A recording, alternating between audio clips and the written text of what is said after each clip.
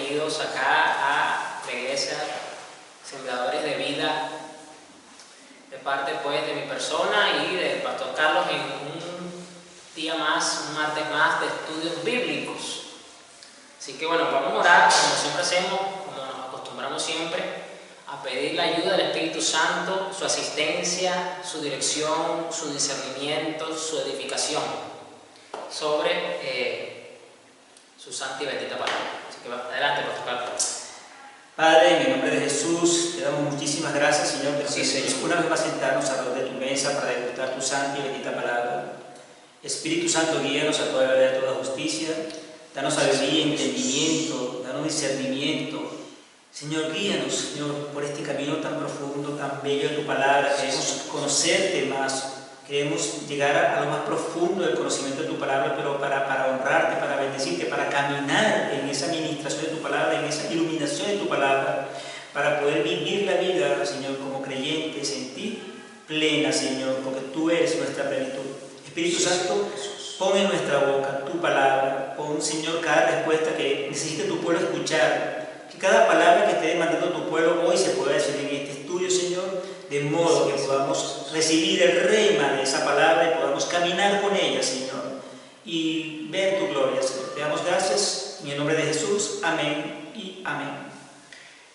Bien, a lo mejor usted se estará preguntando o habrá notado que la pantalla, la pizarra está en blanco, ¿no? Creo que es primera vez que desde que la teníamos que usted la ve totalmente en blanco, porque hoy toca precisamente tema libre.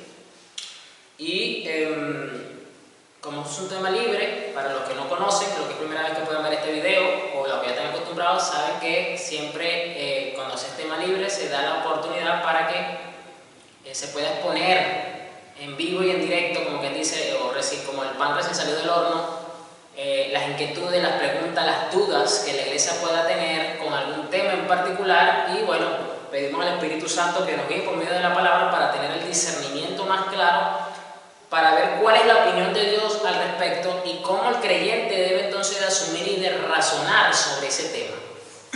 Yo quiero tocar un tema, creo que con el pastor Carlos lo vayamos desarrollando hoy, que es un tema que, si bien es cierto, puede tener algo de dominio dentro de la iglesia, pues siempre hay nuevos creyentes, siempre hay personas pues que esta pregunta siempre sale a relucir, y sobre todo por aquellos sectores que atacan la fe, sobre todo de sectores gnósticos, sectores ateos, o este tipo de sectores que buscan cuestionar el hecho de creer en alguien superior y buscan formular la pregunta como precisamente buscando desprestigiar la fe cristiana, como que para intentar demostrar con una simple pregunta que busca razonar y hacer ver que entonces no tiene sentido el creer. Y es una pregunta que hoy día pues pareciese como que cobrara más fuerza sobre estos sectores, ¿no? Y es: ¿por qué, si Dios es bueno, como los cristianos dicen, por qué permite la maldad? Es una pregunta que estoy seguro que ya usted a lo mejor se la ha topado, a lo mejor se la han hecho, a lo mejor lo ha leído en algún post de Facebook, en algún post de Instagram o algún video de YouTube, que son los medios más comunes donde este tipo de contenido, así como el resto del contenido, pues la población tiene a disposición. Y siempre lo saco a relucir porque en este mundo convulsionado que estamos viviendo hoy día, y más estas semanas que han pasado situaciones mundiales que son duras, que son malvadas, y que otras van a dar pie a que se siga incrementando la maldad y se sigan haciendo cosas malignas, dañinas. Este tipo de pregunta, aunque siempre está ahí, pero debido al contexto mundial de las circunstancias, como que cobra fuerza otra vez y se levanta, ¿no? Y entonces pues algunos no saben cómo responder una pregunta que de cierto modo es filosófica, ¿ok? Desde ese punto de vista el planteamiento es filosófico, así que vamos a intentar responder esta pregunta a la luz de la palabra de Dios para, número uno, edificar a los creyentes sobre la verdad escritural de la palabra de Dios, y segundo, de esta forma para que usted tenga los argumentos necesarios para que usted pueda responder ante este planteamiento, ante este cuestionamiento que busca, entre comillas, desnudar la fe cristiana, o todo aquello que decimos que hay un Dios que es bueno, que está por encima de todas las cosas, que es poderoso, y siempre es bueno. Entonces, si ese Dios existe, si ese Dios es bueno, si ese Dios es todopoderoso, ¿por qué existe la maldad entonces? ¿Por qué no elimina la maldad? ¿Por qué no acaba con la maldad? O sea, ese es básicamente el planteamiento que siempre nos dan. Así que bueno, podemos comenzar diciendo una respuesta muy tajante, pero es muy sencilla.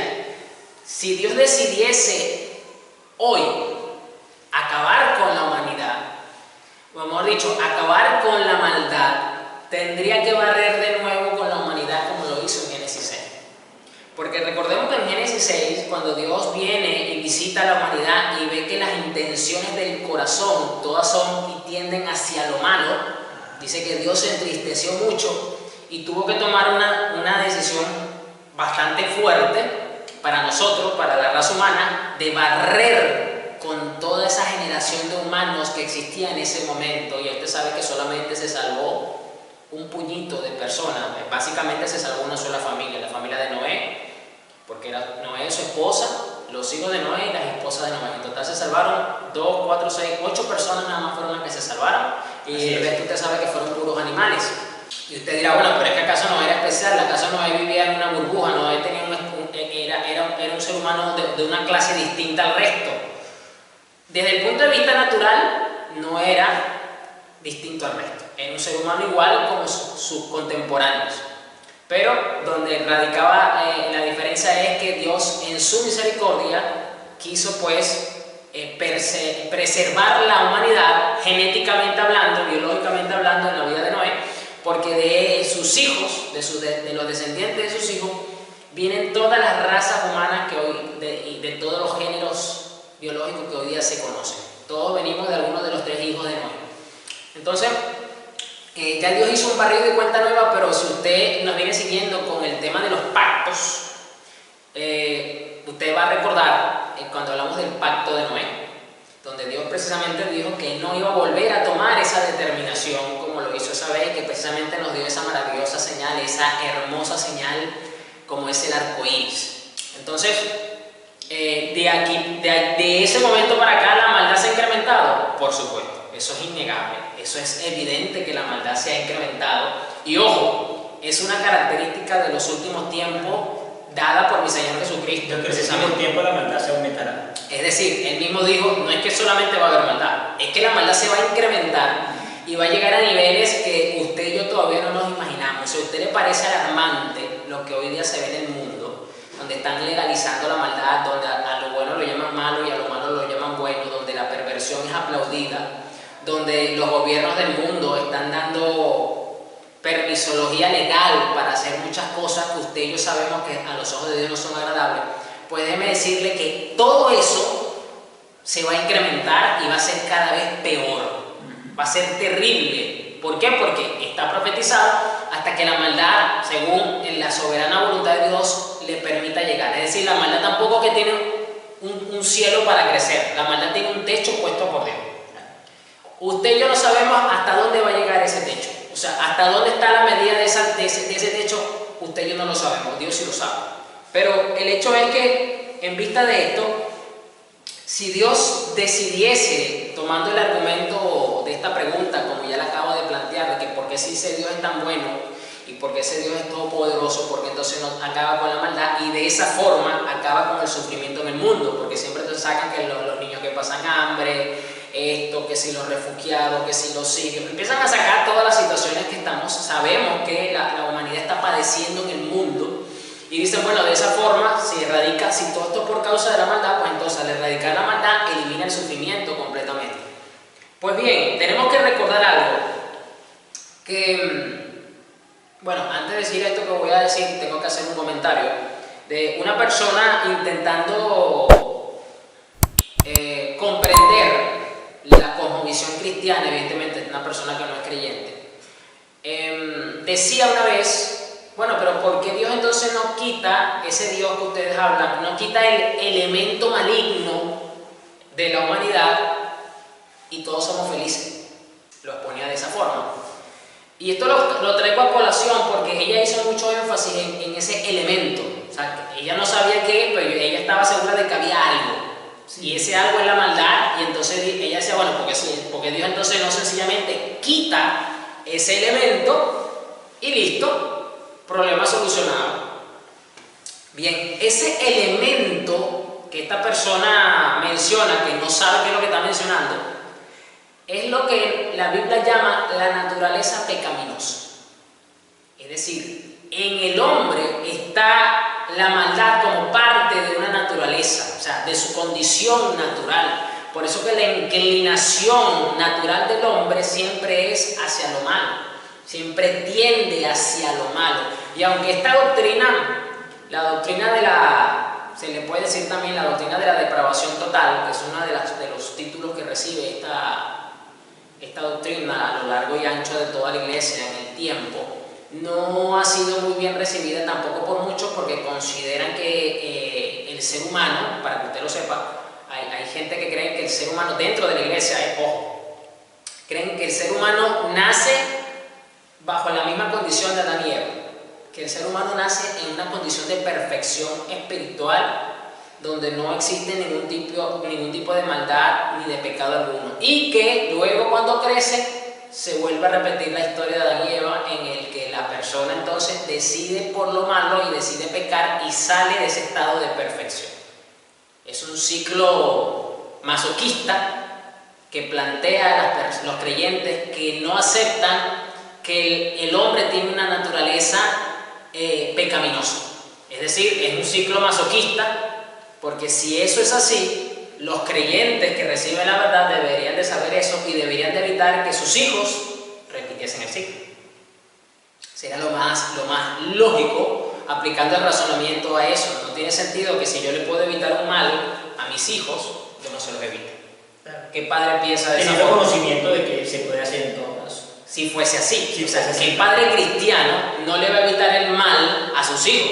O sea, todos los padres se esfuerzan más bien para tratar de minimizar el sufrimiento en los hijos. Ese es el sentimiento, el deseo y la motivación de los padres. En términos generales, aquí estoy metiendo a los padres tanto cristianos como no cristianos. Todos buscan de alguna forma evitar que los hijos sufran, inclusive si le pueden evitar el sufrimiento. Entonces, no tiene sentido creer esta postura, porque es un absurdo que de verdad, nada más con esto que estoy explicando ya se cae el planteamiento, pero sorprendentemente hay gente pues que lo cree. Pero la realidad es que si Dios decidiese acabar con 100% con la maldad, tendría que repetir lo que hizo en Génesis 6. Porque no hay forma actual ahorita de separar una cosa de la otra. El único momento en que la maldad en nosotros empieza a ser cohibida, empieza a ser puesta en cuarentena, es cuando nosotros venimos a Cristo, porque empezamos en un proceso de regeneración espiritual, ¿ok? Porque número uno, somos justificados. ¿Por qué? Porque hemos nacido de nuevo. Y como toda criatura que nace tiene un proceso de crecimiento hasta alcanzar la madurez, pues de igual manera el creyente, usted y yo, estamos en ese proceso de crecimiento que la Biblia lo define de una forma muy clara. Proceso de santificación hasta alcanzar la estatura del varón perfecto que es Cristo. De esa forma nosotros nos vamos pareciendo a Cristo, y en esa misma medida que crecemos a la estatura del varón perfecto, vamos minimizando, vamos controlando y vamos colocando en cuarentena al viejo hombre, a la vieja naturaleza, a las inclinaciones pecaminosas, a esos deseos inicuos e impíos que, ojo, permanecen en nosotros. Por eso necesitamos crucificar la carne, por eso necesitamos santificarnos, por eso necesitamos tener dominio propio para sujetar las pasiones vergonzosas y los deseos bajos de nuestra propia naturaleza, hasta que alcancemos, según el trabajo del Espíritu Santo en nosotros, como bien Pablo dijo, que el que comenzó la buena obra en nosotros la va a perfeccionar hasta el día de Jesucristo. ¿Esto va a ser cuándo? Bueno, dos cosas: o que el Señor venga y usted esté vivo, o bueno, que usted no le toque todavía recibir al Señor en gloria y usted pues parta de este mundo, se anticipe y vaya a casa, y pues adelante se vaya a casa. Y es solamente cuando Cristo venga que nuestro cuerpo físico va a resucitar, va a ser transformado, ¿ok? Y eso va a ser la etapa final de nuestro estado de perfección, de santificación, de restauración. Póngale el término que usted quiera ver. ¿Por qué? Porque va a ser los rasgos de la enfermedad, del pecado, de la muerte, van a desaparecer de este cuerpo. Va a ser perfecto, eso es lo último. Y es solamente cuando venga Cristo por su pueblo, que Él vaya a reinar, es que se cumple una de las promesas que están en Apocalipsis, donde dice que Él enjugará toda lágrima y que ya no va a haber recuerdo de dolor alguno. Es decir, ni llanto ni dolor, que son dos cosas que producen el sufrimiento, que muchas veces es producto de la maldad humana, de la perversión humana. Entonces, aunque ya yo estoy dando una explicación bastante amplia y bastante completa sobre esta pregunta, pues vamos a ir leyendo lecturas bíblicas, ¿ok? Para ir alimentando y para ir soportando cada una de estos argumentos que estoy dando, para que este planteamiento que busca acusarnos y que busca cuestionar nuestra fe, pues, y cuestionar a Dios, obviamente, que entre comillas busca cuestionar a Dios, su naturaleza, caiga, porque Pedro dice algo, yo quiero leer, vamos a ver si consigo rápidamente la cita. Mientras tanto, Pastor Carlos, te doy la palabra para que contribuyas acá. Claro, lo que pasa es que de alguna manera el ser humano anda buscando la forma de otorgarle a Dios, digamos, como cierta acusación de por qué pasan las cosas, y sobre todo el dolor de personas cercanas, porque por ejemplo la muerte de un niño, un accidente de tránsito o donde muere una persona muy amada, muy querida, de repente, qué sé yo, una violación, de repente, qué sé yo, un incendio o un desastre natural. Entonces la gente cuestiona a Dios por esas cosas, ¿por qué lo permite? Y ¿qué pasa? Afecta más cuando en la persona que está en ese momento cuestionando a Dios es cercana a la persona que recibió o que percibió ese dolor o esa situación, y entonces está sensible a eso. Dice, ¿por qué tú me hiciste esto? ¿Por qué lo permitiste? ¿Por qué tú permites que pase eso? Y si se ponen a ver, por ejemplo, lo que está pasando con muchos niños abandonados en África, ahora en Afganistán y todas estas cosas alrededor del mundo, obviamente se crea un resentimiento contra Dios. Pero obviamente estamos explicando que ciertamente hay una naturaleza pecaminosa y obviamente hay una razón de ser. Dios realmente no quiere que sucedan esas cosas, pero sucede porque obviamente la maldad del hombre está en el hombre internamente, por lo cual tiene que suceder. De alguna forma, una vez que nosotros, como dijo el pastor Nini, recibimos a Cristo en el corazón y entonces hay un nuevo nacimiento y una regeneración en nosotros, es cuando decidimos cambiar y colocar esa naturaleza pecaminosa en las manos del Señor, porque le pedimos perdón por nuestro pecado, nos arrepentimos y buscamos la manera de no hacerlo, porque arrepentirse significa literalmente cambiar nuestra manera de pensar. O sea, antes pensaba así con la maldad y entonces 180 grados, ahora no pienso así. Antes lo hacía, ahora no lo hago. Es decir, el arrepentimiento busca precisamente el no hacer las cosas que desagradan a Dios y que obviamente deterioran la naturaleza humana. El pastor Carlos acaba de poner unos ejemplos bastante tremendos y que básicamente son muy frecuentes, y es donde más se plantean también las personas este tipo de cuestionamientos, ¿no?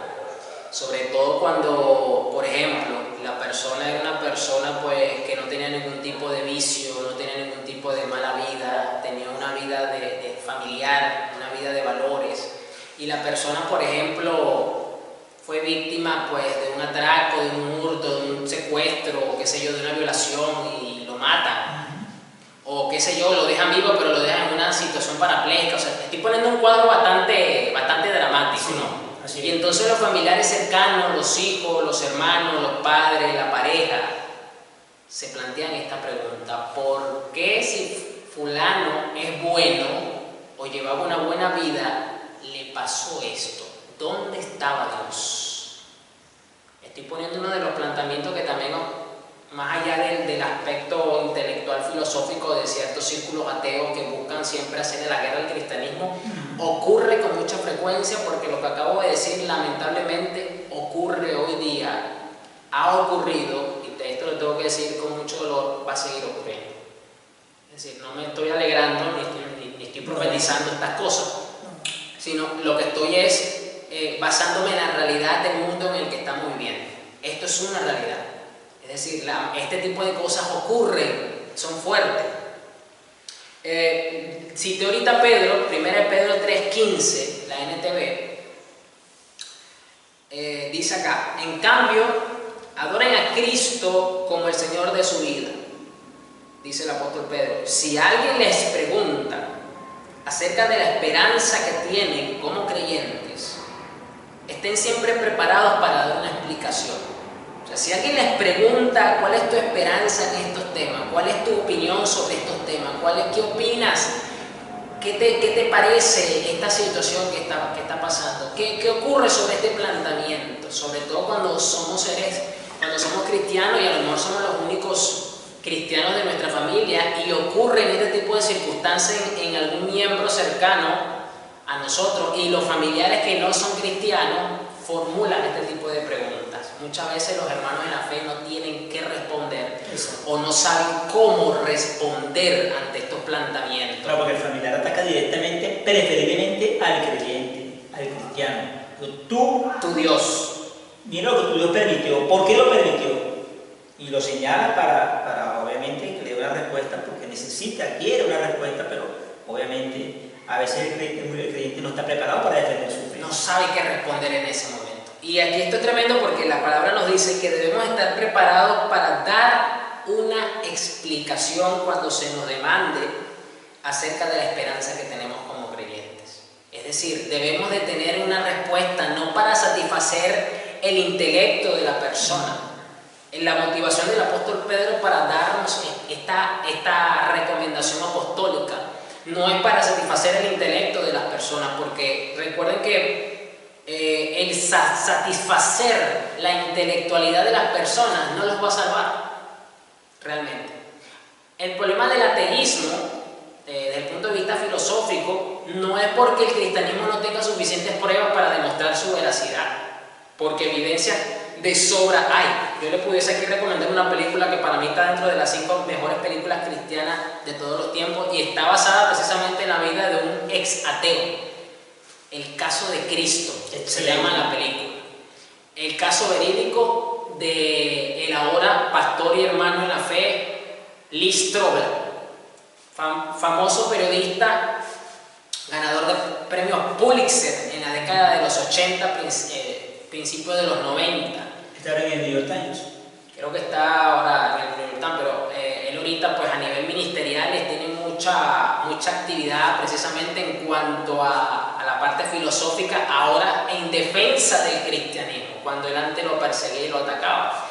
Y precisamente es recomendable, busque esa película. Y ahí usted se va a dar cuenta que el cristianismo tiene evidencias de sobra para satisfacer la necesidad intelectual o las preguntas intelectuales de muchas personas. Y a lo mejor usted conoce, cuando usted vea cómo era este hermano antes de Cristo, porque en la película usted va a ver el antes y el después, porque está basada en su testimonio, tremendo. Usted a lo mejor va a notar la actitud, a lo mejor de algún familiar cercano, de algún compañero de trabajo, de algún profesor de estudio, de algún amigo que quizás se vea, cónchale, se parece, tiene esto, cuestiona de esta forma, pregunta de esta forma, y usted se va a dar cuenta que el cristianismo tiene evidencias históricas de sobra, de peso, evidencia científica, evidencia de salud, de todo tipo. Y aunque es un caso atípico, Dios usó esas evidencias, trajo convicción de arrepentimiento en su corazón y convicción de la verdad que tenía delante, de las evidencias que tenía, para tomar a este ahora hermano en la fe hasta el día de hoy, Lee Strobel. Entonces, no es un tema de evidencias, porque evidencias tenemos, lo que pasa es que muchas veces no las conocemos, y yo le soy sincero, yo sí sabía que el cristianismo tenía evidencia, pero no había cuantificado, no sabía cuántas ni cuáles eran propiamente hablando, y esa película me bendijo mucho porque me contribuyó en ese aspecto Y yo dije, es que es imposible, no es imposible, es una lucha interna muy fuerte el autoengañarse para decir que lo que se ve en esa película es falso. Cuando él mismo, el protagonista de la película, que básicamente es el hermano Lee Strobel, porque es su vida, no le tocó de otra que porque prácticamente así lo plantea la película, él se rindió ante el Dios verdadero. Así, ante la evidencia. Fue muy abrumadora la evidencia y Dios usó esto para traer convicción en su corazón hasta el día de hoy. Digo que es un caso atípico porque la forma en la que Dios trabajó con él pues es única, ¿no? Dios hace como quiere, pero es un caso inusual que pocas veces se repite porque estamos llamados no hacer una investigación histórica del cristianismo para predicar el evangelio. No, estamos llamados a anunciar el mensaje del evangelio y el Espíritu Santo trae convicción sobre los oyentes, sobre lo que Él quiera y los trae de las tinieblas a la luz. Pero como es un caso puntual y específico, el caso del hermano Lee Strobel pues no deja de ser curioso e impactante al mismo tiempo. Entonces, sobre todo que es de esta época, o sea, es reciente, es contemporáneo, o sea, no es algo el caso de Pablo, por decirlo. Exacto. No, es reciente, o sea, es de este tiempo.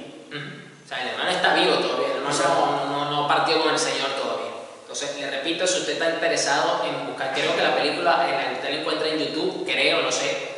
Pero como no es una película famosa de esta de comercio de Hollywood, pues se le va a hacer fácil inclusive hasta verla o descargarla si usted quiere, y se la repito el nombre, El caso de Cristo, así se llama.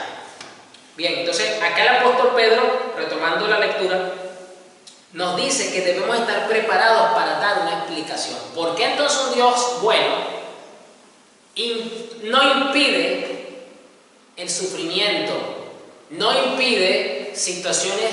Voy a poner otro caso que se plantea bastante. ¿Por qué Dios tiene que permitir que un niño de 1 año, 2 años, que apenas está comenzando la vida, que está en un estado de inocencia, que todavía no está en un estado donde no conoce ni siquiera muchas cosas de sí mismo, le dé cáncer y tenga que padecer por las quimioterapias? Sí, el cuestionamiento llega casi que automáticamente. La radioterapia. En el dado caso que los padres tengan los recursos económicos, porque si los padres no tienen los recursos económicos, el sufrimiento para el niño es peor, porque como no tienen los recursos, entonces se retrasa el tratamiento y se prolonga el sufrimiento por la enfermedad. Estoy poniendo el mejor de los casos, que los padres tengan los recursos para darle un tratamiento a su hijo. Y estos dardos, estos cuestionamientos llegan: ¿por qué Dios? Este Dios que dicen los evangélicos, este Dios que una vez mi mamá me predicó, mi abuela, un tío, el pastor del lado de la iglesia me tiene loco cada vez que tienen culto. Este Dios tan bueno y maravilloso que ellos dicen que existe, permite que un niño de 2 años, de 1 año, sufra. Son estos planteamientos que muchas veces a lo mejor algunos lo exteriorizan, lo dicen, lo comentan. Otros no lo comentan, pero el cuestionamiento queda. Y recuerda que Dios es omnisciente y Dios sabe absolutamente todas las cosas. Eso incluye los pensamientos de nosotros. Así que Dios sabe que, entre comillas, lo están cuestionando. O sea, tú me estás diciendo a mí por qué yo permito el sufrimiento. Pues tenemos que recordar y tenemos que partir desde la premisa de que cuando Adán y Eva pecan, entra la muerte. Pero la muerte no entró sola. Yo creo que si la muerte hubiese entrado sola, fuese sido como que la vida más llevadera, en el sentido de que la muerte entra súbitamente y cuando le toque a cada quien morir, se fue. Pero el problema no es que la muerte viene sola, la muerte viene con el sufrimiento, la muerte viene con una cantidad de situaciones que pueden terminar arrastrándolos hasta los brazos de la misma muerte. Pero viene el sufrimiento por la enfermedad, el cuerpo se degenera, empiezan los problemas genéticos a salir a flote a lo largo de la historia, empieza una serie de situaciones que producen este sufrimiento. Y es precisamente aquí donde quiero llegar, que el problema no es que Dios permita el sufrimiento, como se plantea, o porque si Dios es tan bueno no acaba de un solo golpe como Thanos en Avengers con un chasquido acaba con la maldad en el mundo y hace un borrón y todos somos felices y contentos. El problema aquí es el pecado, porque por causa del pecado, la paga del pecado, ¿cuál es? La muerte. Exactamente. Entonces, Dios tiene que tratar con la raíz del problema, que es el pecado. Y usted me puede decir, pastor, pero ¿qué culpa tiene un niño de 2 años que todavía no sabe ni siquiera lo que es el pecado? Que está en un estado de inocencia. ¿Por qué él tiene que sufrir si no ha hecho nada malo? No es injusto que ese niño muera. No es injusto, bueno, si es que se muere, algunos se salvan, otros se mueren, pero vamos a suponer que el caso sea uno de ¿por qué tiene que sufrir? ¿Por qué tiene que sufrir y algunos morir si no ha hecho nada malo? No es injusto de parte de Dios permitir que él muera. Este es otro cuestionamiento que hace. ¿Qué respuesta tiene para eso? Bueno, obviamente el hecho de que suceda, porque realmente de alguna forma hay una naturaleza pecaminosa que traemos desde nuestro nacimiento, porque ciertamente nosotros, por cuanto todos pecaron y están destituidos de la gloria de Dios, o sea, todo ser humano nace con naturaleza pecaminosa. Obviamente, un niño que tiene 1 año, 2 años, unos meses, no tiene conciencia de eso, pero de alguna forma la situación del pecado en la tierra hace de que se desarrollen en los seres humanos esas consecuencias del pecado. Y obviamente la naturaleza como tal no está, nuestro cuerpo no está santificado, nuestro cuerpo no está glorificado y está sujeto obviamente a todas las situaciones de la tierra, precisamente porque la tierra fue maldita cuando Adán pecó, y entonces el pecado hace de que todas estas enfermedades, todas esas circunstancias, todas esas degeneraciones vengan a través del tiempo, a través de las generaciones, a través de los, digamos, de la genética de cada una de las personas, y van sucediendo situaciones que tarde o temprano afectan a los seres humanos.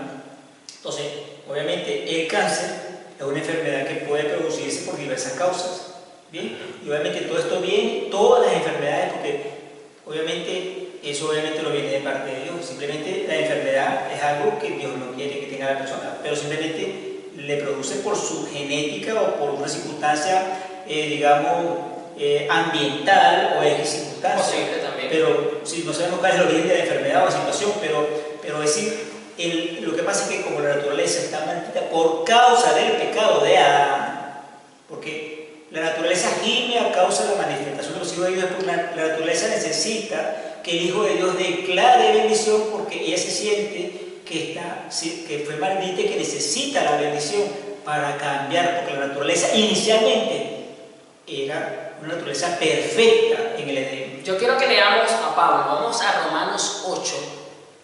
Yo sé que estas palabras que vamos a leer, yo sé que a lo mejor usted lo ha escuchado, lo ha leído, algún predicador lo ha usado de cliché para algún momento, alguna prédica. Voy a estar leyendo el NTV.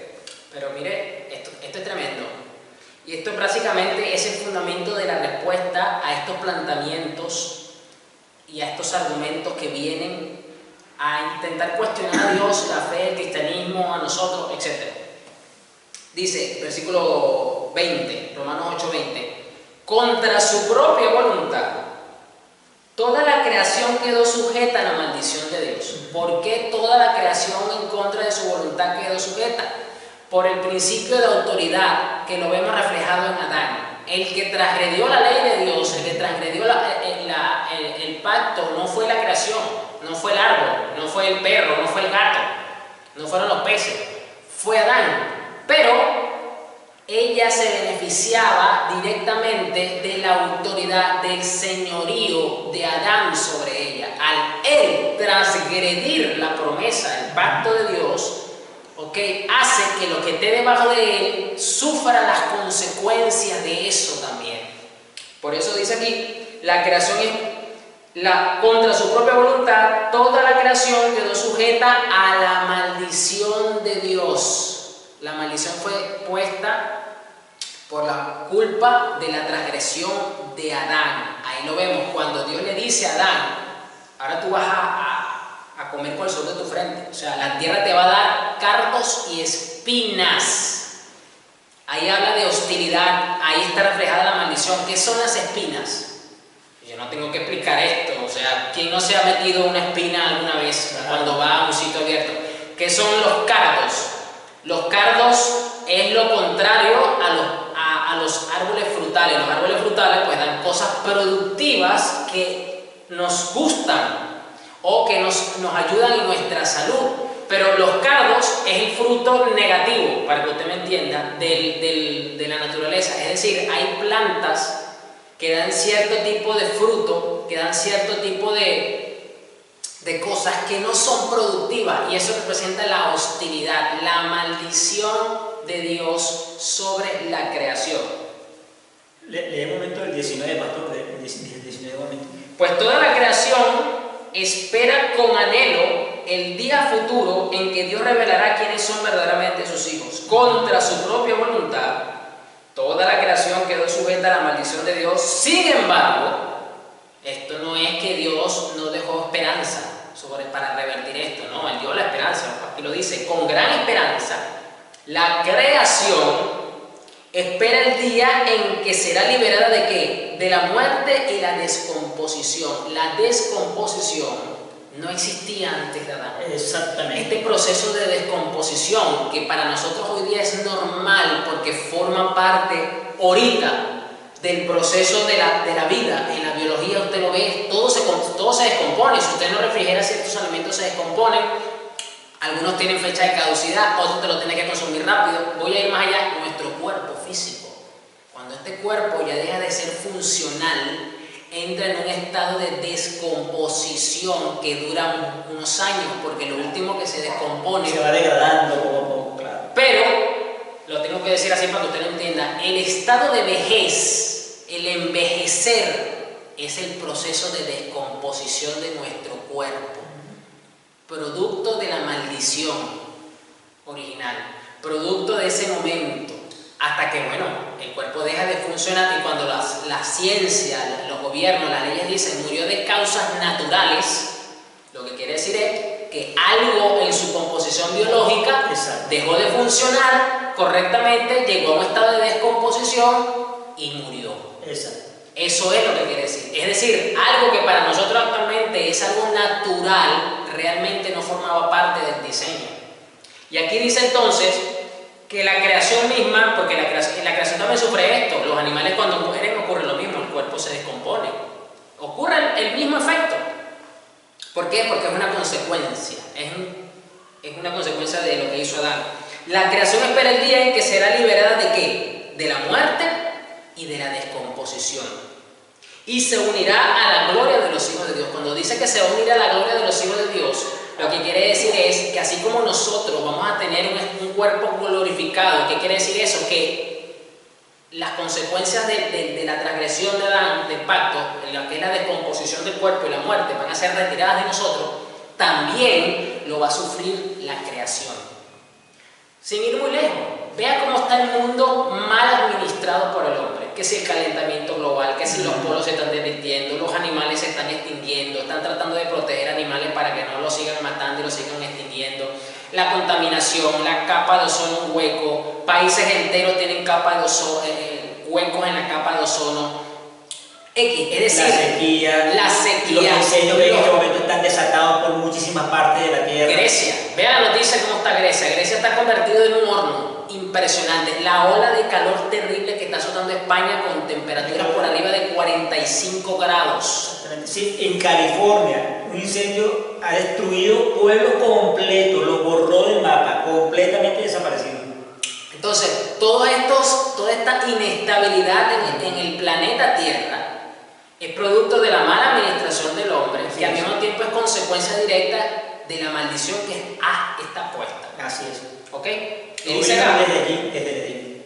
Y dice, y se unirá la gloria de los hijos de Dios. Entonces, ¿cuál es la gloria? Bueno, que todo esto va a ser quitado también de la creación de Dios, y entonces ya no va a haber descomposición, ya no va a haber inestabilidad, el clima va a ser perfecto, y ni nada de estas cosas que hoy día vemos.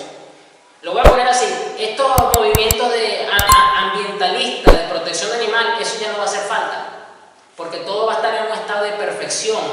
Y como ya va a estar en un estado de perfección, no va a haber riesgo de descomposición, no va a haber riesgo de desaparición, no va a haber riesgo de extinción, no va a haber riesgo de inestabilidad. Entonces, este tipo de movimientos que actualmente se ven no van a hacer falta, se van a extinguir, no son necesarios. Porque el hombre, en su estado de perfección de gloria, va a administrar correcta y perfectamente a la tierra. Y la tierra no va a tener necesidad de sufrir estas consecuencias que actualmente hoy se ven. Así es.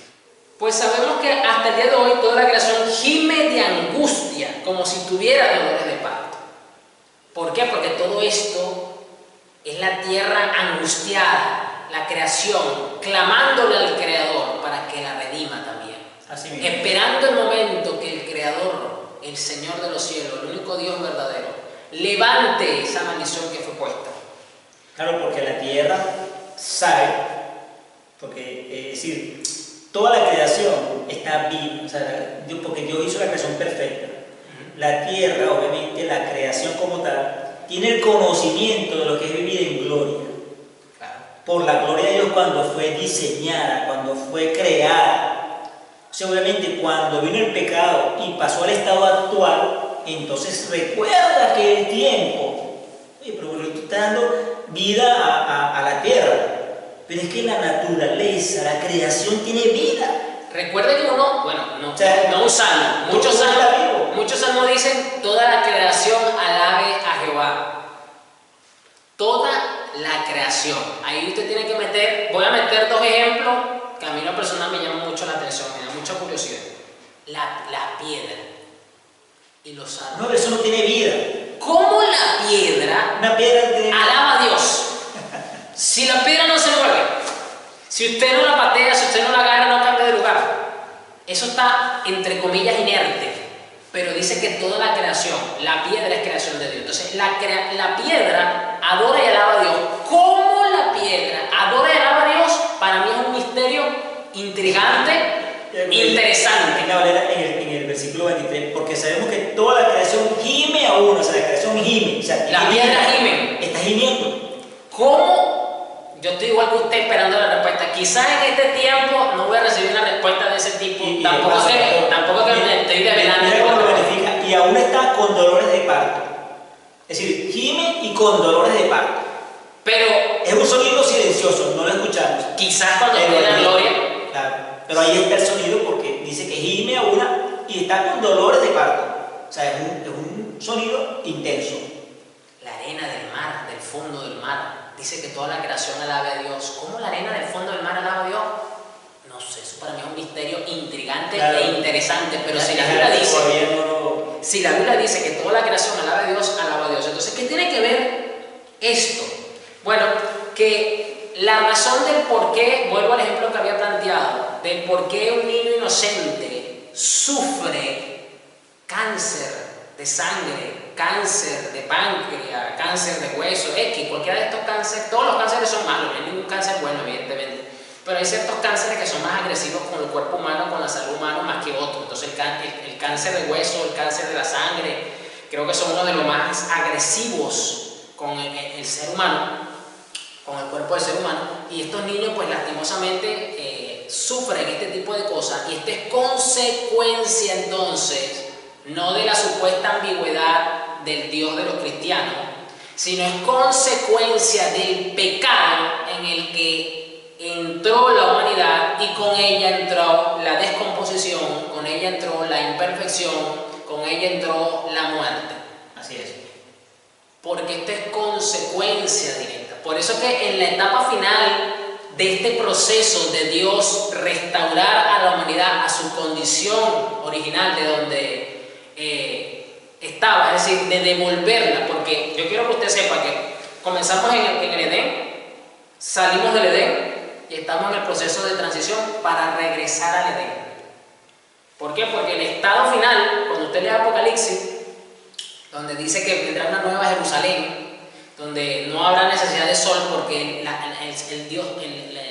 gloria de Cristo iluminará todo, donde el árbol de la vida dará fruto todos los meses para las naciones, se da sanidad, todo eso. Corre el río, o sea, hay una descripción espectacular básicamente en el último capítulo, pastor, si quieres lo buscas de Apocalipsis.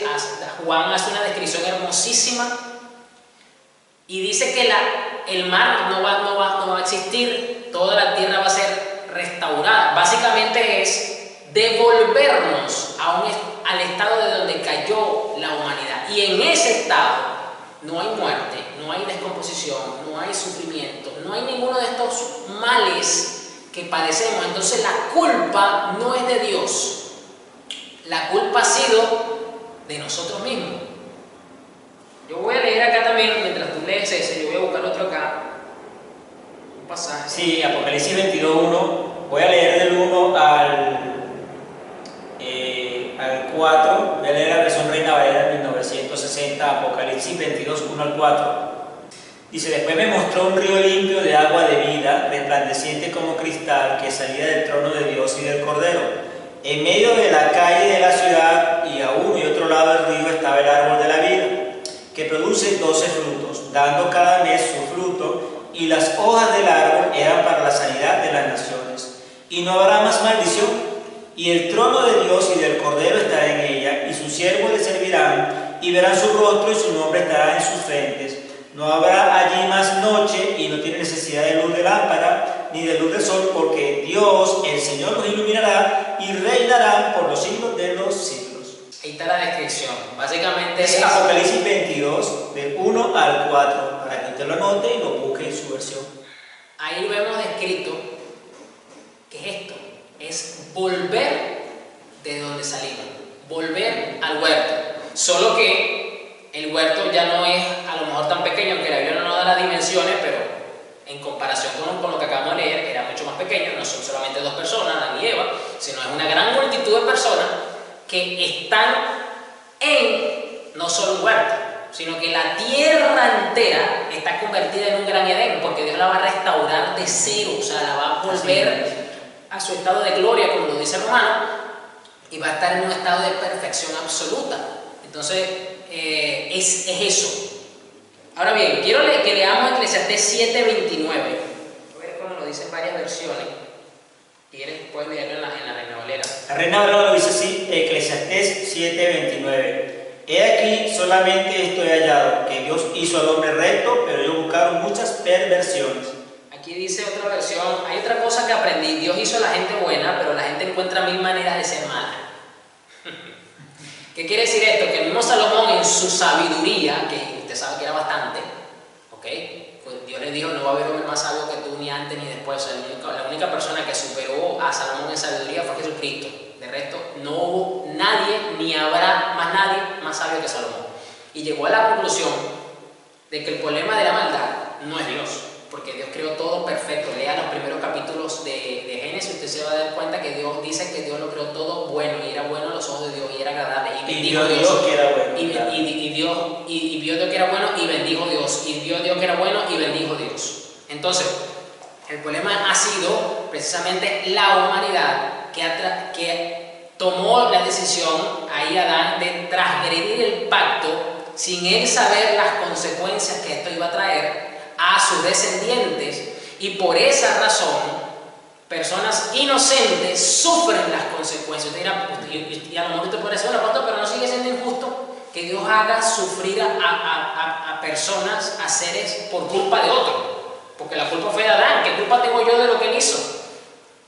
Es otro planteamiento que ahora otros tienen, pero aquí entra entonces el propio estado de culpabilidad. ¿Por qué? Porque nosotros tenemos esta naturaleza caída que tiende a lo malo. Y por eso Juan dice que el hombre no se acerca a la luz para que sus obras no sean reprendidas, porque aman más las tinieblas que la luz. ¿Ok? Esa es la razón. Es decir, delante de Dios no hay justificación alguna que valga, no hay argumento válido para salir ileso de su juicio santo y puro. Ahora bien, ¿cuál es la solución a esto? Bueno, precisamente ya está más que sobreentendido que la solución es Cristo. Y dentro de este estado en el que nos encontramos, el Evangelio nos brinda ciertos beneficios para soportar las consecuencias de lo que hizo Adán.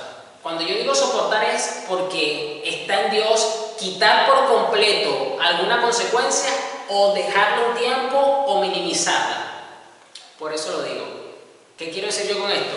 Jesucristo dijo que el Espíritu Santo, Él es un consolador y que cuando Él se fuera, Él mandaría a otro consolador. Yo pregunto, en el estado de perfección de Adán y Eva, ¿ellos necesitaban un consolador? No es necesario porque estaban bajo la gloria de Dios, estaban en un cuerpo glorificado, estaban glorificados. De hecho, Dios caminaba con ellos en el Edén. No necesitaban un consolador porque ellos no iban a presentar desconsuelo, ni iban a presentar sufrimiento de ningún tipo. Era una perfección total. Entonces, ¿para qué tú estado quieres, de gloria, ¿para qué tú quieres alguien que te consuele, alguien que te anime, alguien que te dé soporte de alguna forma? Eso es tan solo uno de los beneficios que tenemos, que buscan aminorar, que nos permiten por misericordia divina atravesar este estado en el cual se encuentra la creación misma.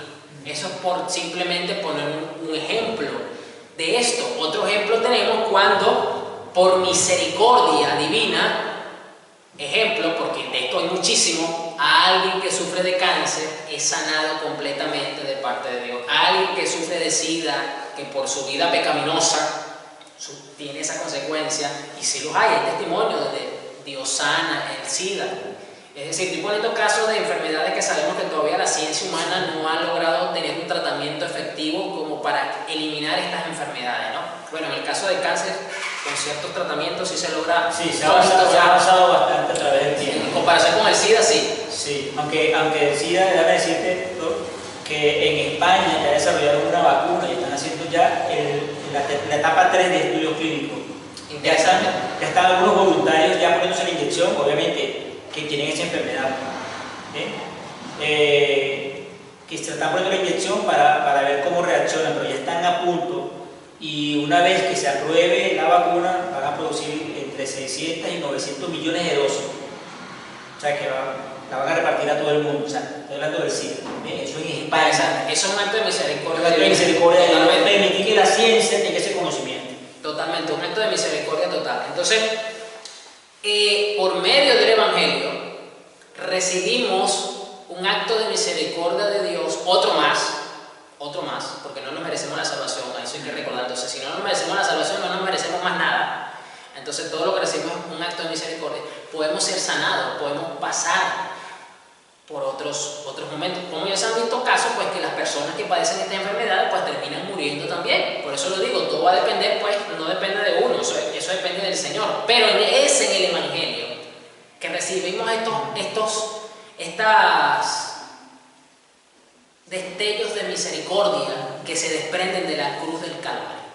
Es en el Evangelio. Entonces la respuesta acá es que número uno, no es culpa de Dios lo que haya pasado o lo que esté pasando la humanidad, sino ha sido culpa de la misma humanidad la que está sufriendo todas estas cosas. Así que si vamos a buscar un culpable, hay que agarrar el espejo y ponerlo enfrente. O sea, la culpa no es de Dios, la culpa es de nosotros. ¿Por qué Dios no ha provisto una solución al mal mundial? Ya lo proveyó.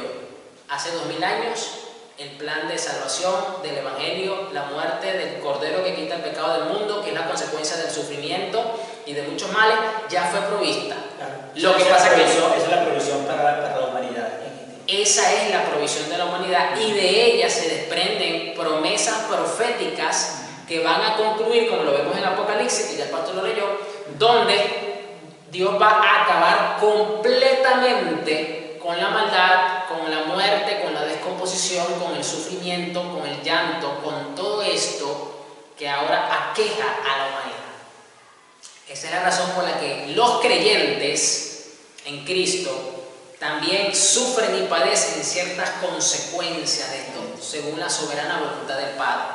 Entonces tenemos que, cuando nosotros entendemos y comprendemos esto, a lo mejor no lo vas a explicar con tanto tiempo como se te está dando acá, pero puedes resumir, puedes condensar estas palabras para darle una respuesta a las personas, para que entiendan que el culpable de estos males no es Dios, que Dios en su infinita y soberana bondad y misericordia, a pesar de la transgresión del hombre, proveyó una solución a lo que Él mismo produjo. Lo que pasa es que muchas veces no es del agrado del hombre, no se le consultó al hombre qué opinaba de esta solución, sino simplemente Dios en su soberana voluntad la proveyó. Punto. Dios no vino al hombre mira, ¿qué te parece a ti si lo hacemos así? ¿Qué opinas? Dame sugerencias. ¿Tienes alguna idea? Dios no hizo eso, Dios no tiene por qué hacer eso, porque Dios es soberano. Dios hace como quiere, con quien quiere y cuando quiere, y como Él quiere.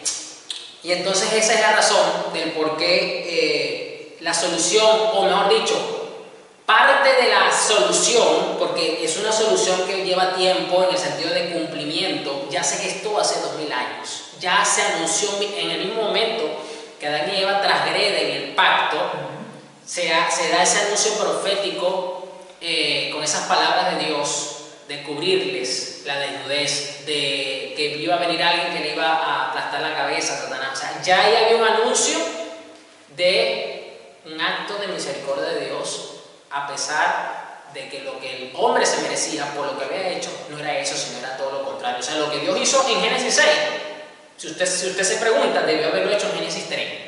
Es decir, en Génesis 6 ya le dije que Dios hizo un buen barrido, ¿verdad? Bueno, si Dios hubiese hecho ese barrido en Génesis 3, solo iba a tener que eliminar a 2. Y vuelve a ser a dos seres nuevos más y ya listo.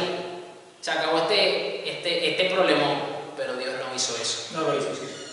Entonces, entendamos que esto es consecuencia, el sufrimiento de gente inocente es consecuencia y del estado del pecado y de la maldición que se desprende por la condición. Y es en Cristo, solamente en Cristo, que nosotros tenemos la provisión por un acto de misericordia para soportar estos padecimientos y estos sufrimientos que son propios del estado actual de nuestra condición, aunque ese no era el diseño original.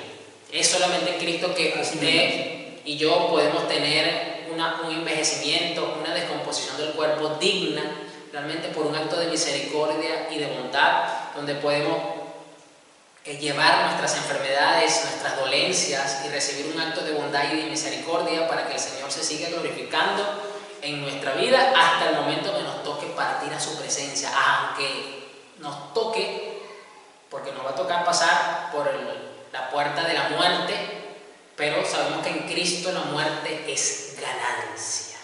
Es decir, la muerte nos abre la puerta y del otro lado está el Salvador. Eso es un acto de misericordia enorme. Entonces, yo creo que con todo esto que se ha dicho, creo que hemos logrado responder bien estos cuestionamientos ante el sufrimiento. Ya tiene unos argumentos para poder defender su fe ante cualquier pregunta que le hagan sus familiares o otras personas, o usted mismo se cuestione ciertas situaciones, porque el mismo creyente a veces se cuestiona ciertas cosas. O sea, somos seres humanos, ¿ok? Yo le voy a dar otro último argumento para finalizar.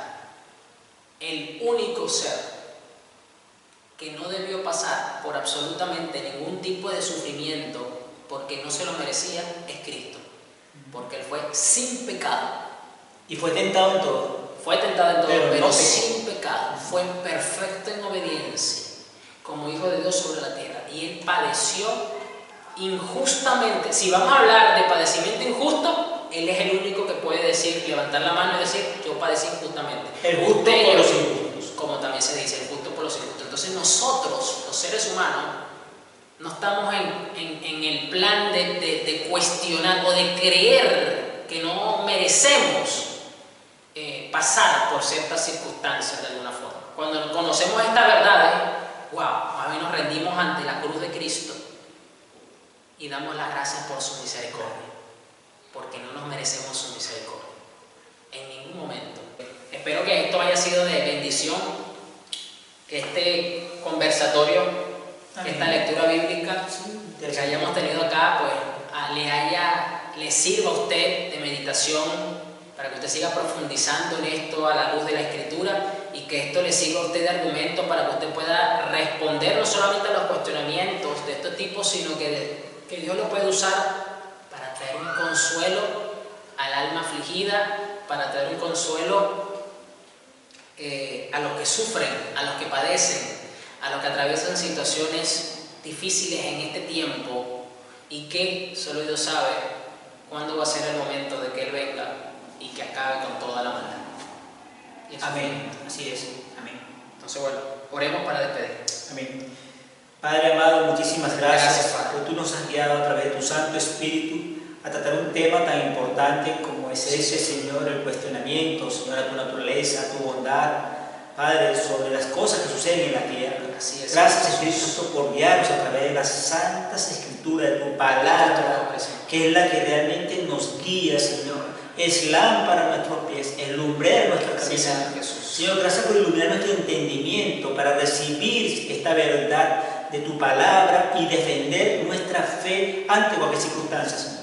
Que todos los que puedan ver este video de ahora en adelante, Señor, puedan recibir realmente esa manifestación gloriosa de tu palabra y lo haga un rema en su corazón para que sea una verdad en su vida y lo haga con gozo y con alegría. Gracias de verdad por permitirnos el privilegio de poder escudriñar tus escrituras y poder aprender cada día a los pies de nuestro Maestro Jesús. Gracias, Señor, te bendecimos, te damos toda la gloria, la honra y el honor en el nombre de Jesús. Amén y amén. Nos vemos, Dios le bendiga. Bendiciones.